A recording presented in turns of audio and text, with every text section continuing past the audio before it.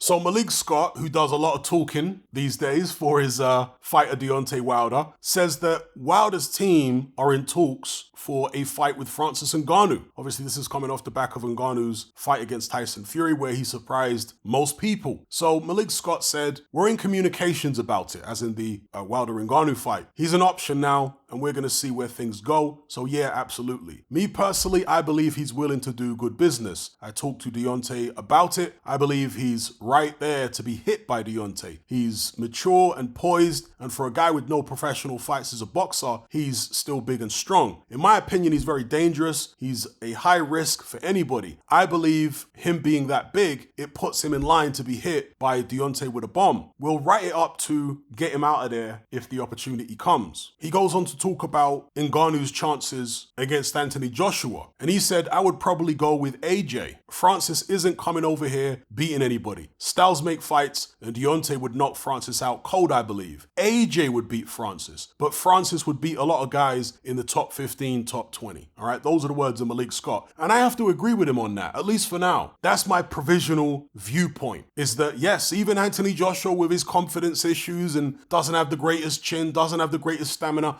I'd still pick him to beat Francis Ngannou even now. As far as Deontay Wilder knocking Ngannou out cold, the thing is with Deontay Wilder, the skill gap between him and Ngannou isn't as big as the skill gap between AJ and Ngannou. AJ is a lot more skilled than Deontay Wilder. So what I'm trying to say is I'd probably give Ngannou more chance against Wilder than I would against AJ. That might sound counterintuitive because right now I'd pick Wilder over AJ, but boxing is rock, paper, scissors. It's chess, it's not checkers. It's styles make fights. And I feel like AJ's superior technique and skill would allow him to control Francis Ngannou more so than Deontay Wilder would. Yeah, Wilder's got that big knockout power, but he'd be in there against the man who appeared to take a good shot against Tyson Fury, who's very physically strong, who's extremely heavy. The guy's like 270 and he's absolutely ripped to shreds. Not an ounce of fat on him. Appeared to have good stamina against Tyson Fury. I'm not saying I would pick Francis Ngannou to win. I just think he'd have more chance against Wilder than he would against Joshua based on styles. And by the way, Wilder was talking about fighting Francis Ngannou before the Fury fight got made. Might have been late last year or early this year, Wilder was talking about fighting Francis Ngannou. I think at one point they were even speaking about having one fight in MMA and one fight in boxing, one fight in Africa, one fight wherever. So this is someone who Wilder's been interested in for a long time. And to reiterate what I've said in previous videos, champions are supposed to be held to a certain standard. That's why they're champions. You're supposed to be fighting people within the top 10, especially if you've declared yourself to be king of the division and greatest heavyweight of this generation and greatest heavyweight of all time. You'll be held to that standard. And so picking people who are MMA fighters that have never boxed before, that's not good enough. But if you're a contender like Deontay Wilder is now, and you want to go off and fight MMA fighters, I've got no issue with that because you're not holding the division up by going off and having one of these little circus fights. You're not in a position to hold anything up. You don't have any belts. So go do what you want. If you want to go and fight a bunch of MMA fighters and kickboxers and whoever else, you'll probably just drift away into obscurity. If you want to remain relevant long term, you have to be willing to step into the fire and face the best in the division, the top 10 fighters, the champions, and so on. And as I've mentioned and explained in several previous videos, champions get privileges that contenders don't get. And because they get privileges contenders don't get, it's only right that they have responsibilities that contenders don't have. If you don't like those responsibilities, give up the belt. Simple as that. So yeah, if they made Wilder versus Ngannou, I got no issue with that. Anyway, I'll leave it there.